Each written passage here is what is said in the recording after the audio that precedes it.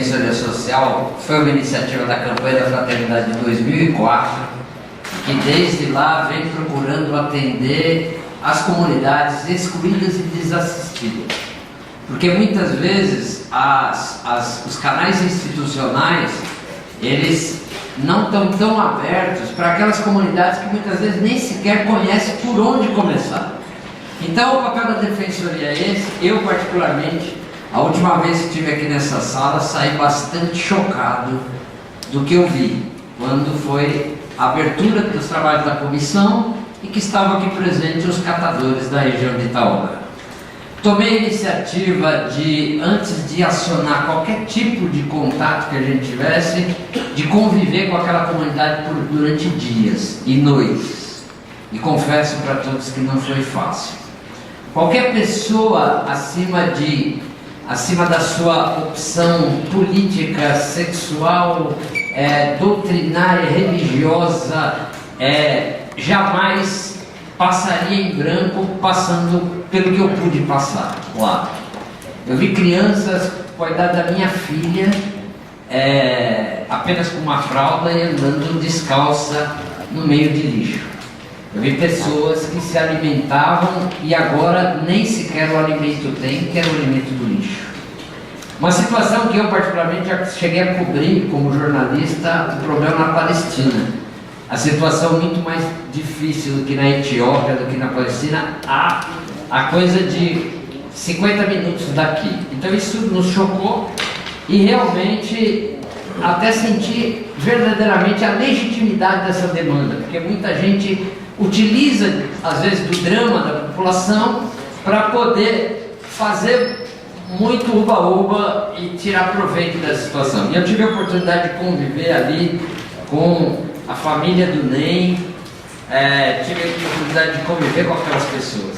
E realmente a iniciativa era de tentar chegar. Eu quero agradecer a presença do líder do governo aqui, porque eu cheguei para a Janira e falei uma coisa que uma vez eu falei para um grande empresário: se a gente puder estar dentro de um ambiente e um não quiser matar o outro porque não concorda com as suas ideias, quer dizer que esse país ainda tem jeito.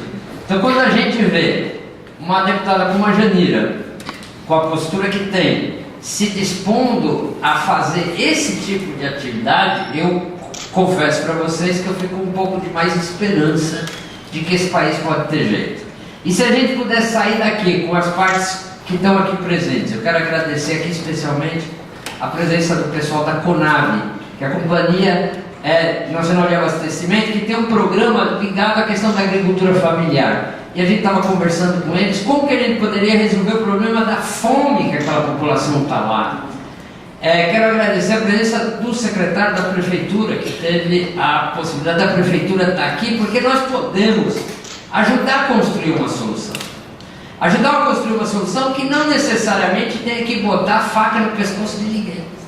Então eu queria só aqui elencar algumas das propostas que foram colocadas nas várias reuniões que nós mantivemos com todos os segmentos. Quer dizer que nós não privilegiamos nenhum segmento. A possibilidade de que, através de um grande programa que o país tem voltado para a habitação, que é o programa Minha Casa Minha Vida, na medida em que há disposição de ter uma área em que a Prefeitura se responsabiliza em regularizar para a construção de algumas casas que são de responsabilidade da Rastec de fazê-las, que se contemple o conjunto daqueles catadores, 786 famílias. Eu pude verificar que o cadastramento feito pela cooperativa é legítimo, não existe nenhum tipo de inflação, não existe nenhum tipo de manipulação. Então, que eles pudessem ser beneficiados com a casa.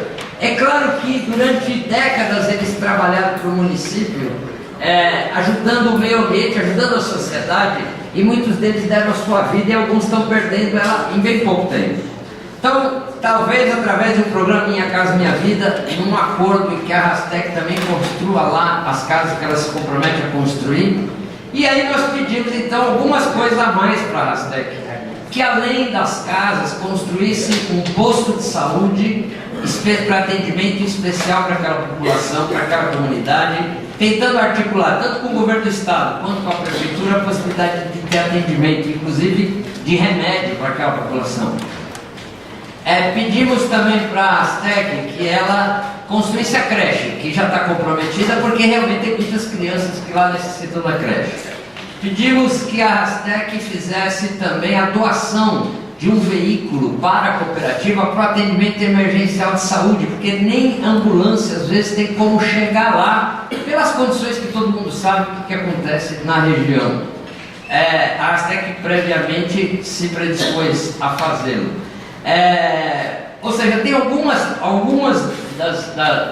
coisas que a empresa até nem tem essa responsabilidade, mas se dispôs por conta dessa nova filosofia. Eu realmente conheço o Pilão há alguns anos e tive a oportunidade de conversar com ele no nível pessoal, e a sensibilidade que eu conheço dele abriu essa possibilidade, independente de que nós não tentamos fazer nenhum tipo de barganha, nenhum tipo de esquema. Foi uma coisa muito transparente, muito às claras. Pegamos as reivindicações daquela comunidade, pegamos todos os componentes e fomos tentando formar essa possibilidade de um acordo. Se a gente trabalhar junto, governo do estado, a sociedade civil, que a Defensoria Social representa, a cooperativa, a comunidade, a prefeitura, nós podemos fazer com que a Caixa Econômica Federal dê um atendimento emergencial para aquela situação. Se nós trabalharmos juntos, nós podemos conseguir apoio, inclusive existe uma série de recursos que podem beneficiar a prefeitura, recursos internacionais, inclusive do BID, através do próprio programa de despoluição da Baía da Guanabara, para melhorar algumas condições do local ali, porque o lixão ele está exatamente na margem da Baía da Guanabara. E se a gente sair daqui com